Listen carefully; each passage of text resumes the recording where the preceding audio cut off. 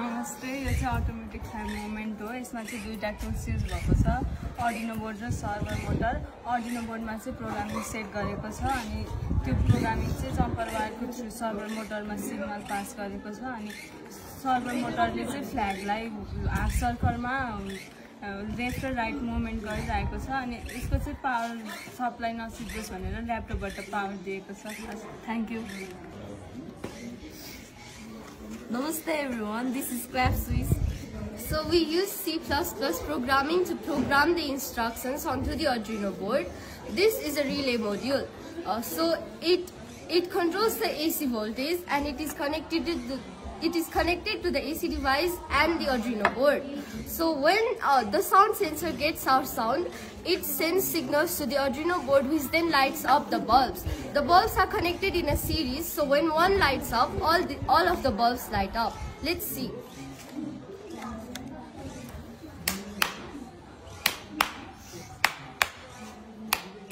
Thank you. नमस्ते, यो चाहिँ automatic cloth hiding and drying during rain हो। यसमा चाहिँ 5वटा सामग्री युज गरेको छ।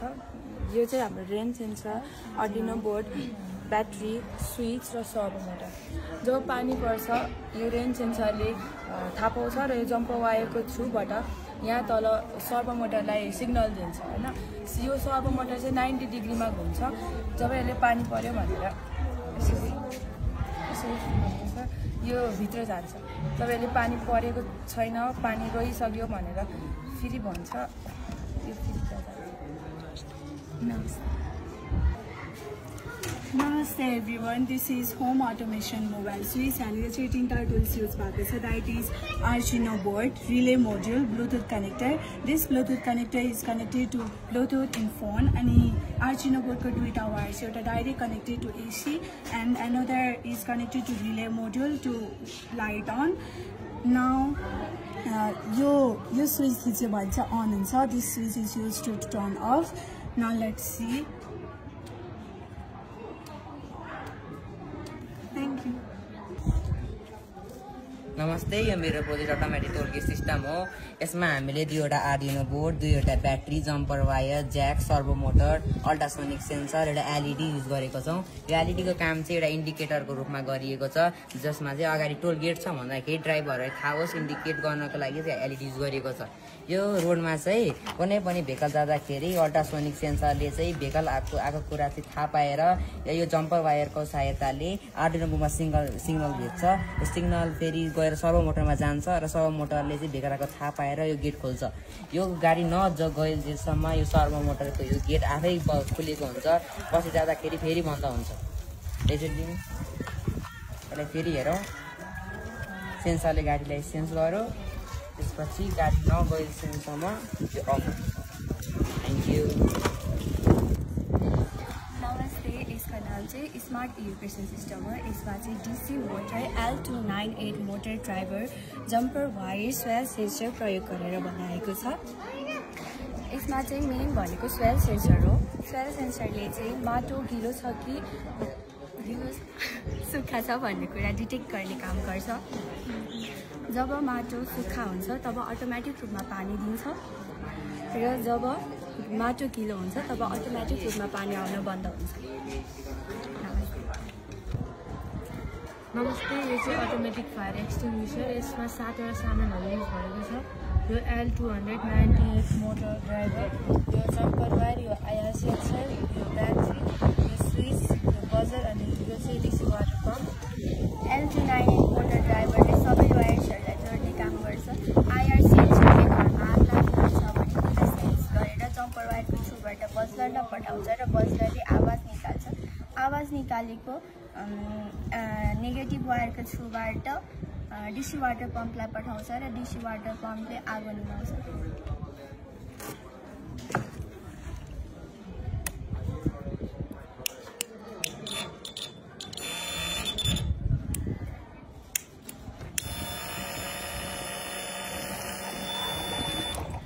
Thank you. नमस्ते, यो चाहिँ हेल्पिङ स्टिक फर ब्लाइन्ड हो। यसमा चाहिँ आइआर सेन्सर, ब्याट्री बजार र स्विच राखिएको छ। यसमा आइआर सेन्सरले आफूभन्दा अगाडि आएको केही अब्स्ट्याकलहरू थाहा पाउँछ र यो ब्याट्रीको थ्रुबाट सिग्नल बजारलाई पठाउँछ। त्यसपछि बजारले साउन्ड निकालेर यसरी काम गर्छ। अहिले हेरौँ।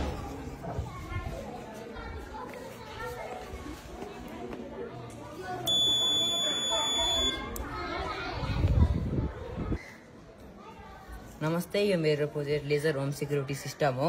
यसमा हामीले एउटा एलआरडी जुन एक प्रकारको लाइट सेन्सर त्यसको युज गरेको छौँ। हामीले भोल्टेज मेन्टेन गर्न एउटा रेजिस्टर, एउटा एलइडी र साइरनको लागि एउटा बजरको उपयोग गरेको छौँ। हाम्रो यो वर्किङ प्रिन्सिपल चाहिँ रिफ्लेक्सन अफ लाइटको आधारमा छ। कुनै पनि लेजर जब यहाँबाट फायर गरिन्छ यो एलआरडीमा पर्छ। एलआरडीमा चाहिँ लेजर लाइटले लाइट डिटेक्ट गर्छ। लाइट डिटेक्ट गर्छ। यहाँबाट चारैतर्फ फर्केर लाइट चाहिँ यहाँ एलआरडीमा आउँछ। जब कोही चोर डाका नराम्रो नियतले घरमा छिन्न खोज्छ भने यसले साइरन बज्न थाल्छ। यो एलआरडीले लाइट डिटेक्ट गर्न सक्दैन, यसले साइरन गर्न थाल्छ। हामी यहाँ 3टा मिररको युज गरेको छौँ किनभने यो जहाँबाट पनि चोर छिन्न खोज्यो भने पनि एलआरडीमा लाइट पर्दैन र यसले चाहिँ बजाउन थाल्छ। हामीले यसरी हेरौँ, यहाँबाट यो रिफ्लेक्सन भएको लाइट यसले छेक्दाखेरि पनि बज्यो, यहाँबाट हुँदाखेरि गयो। Thank you. नमस्ते, यो चाहिँ अटोमेटिक वाटर डिस्पेन्सर। यसमा चाहिँ 3टा सामानको युज भएको छ, स्विच, ब्याट्री अनि डिसी वाटर पम्प। यहाँनिर चाहिँ यो पत्ता छ, यसले चाहिँ स्विचको काम गरेको छ।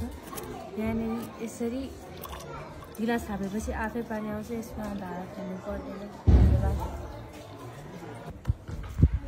नमस्ते, यो चाहिँ वाटर लेभल इन्डिकेटर हो। यो वाटर लेभल इन्डिकेटर चाहिँ हाम्रो घरमा भएको ट्याङ्कको वाटर लेभल कति छ भनेर मेजर गर्न युज हुन्छ।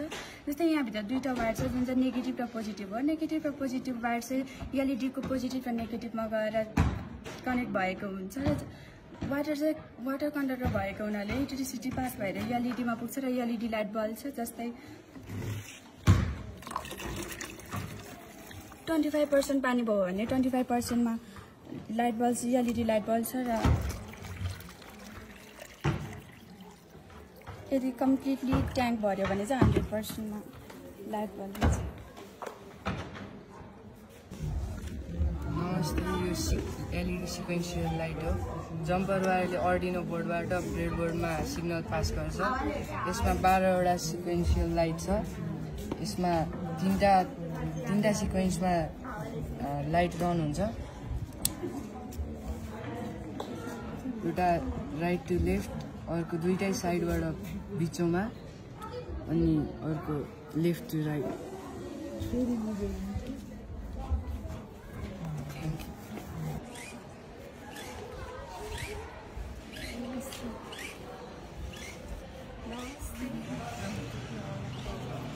नमस्ते।